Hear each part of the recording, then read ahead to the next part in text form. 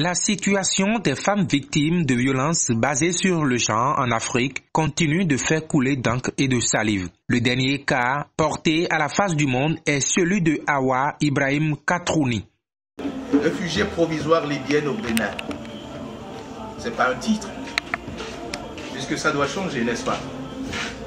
Et ça va changer.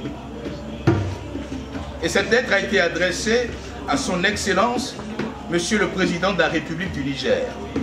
Et l'objet de cette lettre, c'est information et appel à l'aide. Et dans cette lettre, Hawa a raconté ce qui lui est arrivé au Niger. Comment ses frères l'ont obligé de devenir exilés au Bénin. Les cultures, les manières de faire qui veulent s'enraciner dans le mauvais sens, la phallocratie des hommes, de certains hommes, peuvent nous pousser à sortir de nos pays et aller plus loin et vivre les péripéties que Hawa et son mari et son enfant vivent.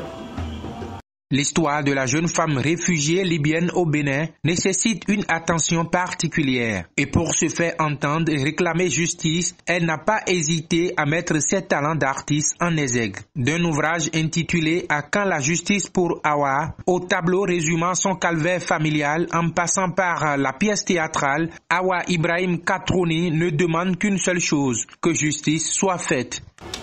Je ne vous dis pas. Dites comment vous m'avez contrainte à quitter mon propre pays pour devenir demandeuse d'asile au Bénin. Dites comment vous avez injustement emprisonné mon mari durant 6 mois à la barbe d'une certaine justice nigérienne. Oui, j'ai fui, je l'assume. J'ai fui pour la sécurité de mon mari et de mon enfant. J'ai fui parce que je me suis toujours imposé de m'en remettre à la justice pour cette histoire d'héritage confisqué. Mais cela a été sans effet. De la terre béninoise où l'on m'a accueilli, je demande votre aide et votre secours.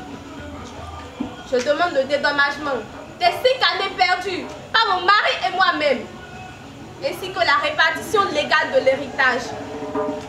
Il s'agit pour elle d'un cri de cœur à l'endroit de la communauté internationale pour que justice soit rendue, mais plus jamais qu'aucune femme dans le monde ne subisse un tel sort. Madame, elle dit qu'on est là pour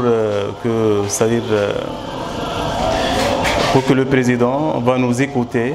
On s'est réunis et on a fait appel à vous, à la presse, au théâtre, pour qu'ils sachent la réalité vraiment des choses qu'on peut exprimer au maximum pour importer le message à Monsieur le Président Mohamed Youssoufou et à tout ce que Madame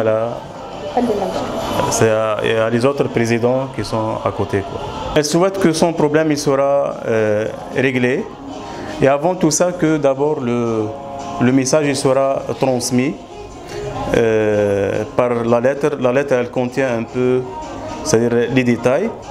Et elle réserve certains détails pour, c'est-à-dire le rencontre face à face à Monsieur le Président.